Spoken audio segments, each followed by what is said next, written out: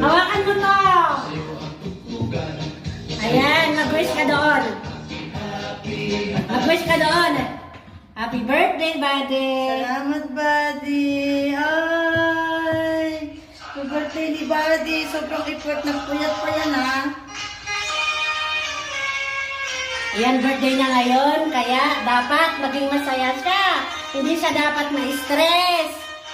Ayan, enjoyin ang bawat araw na naging masaya ka. Enjoyin mo yung birthday mo.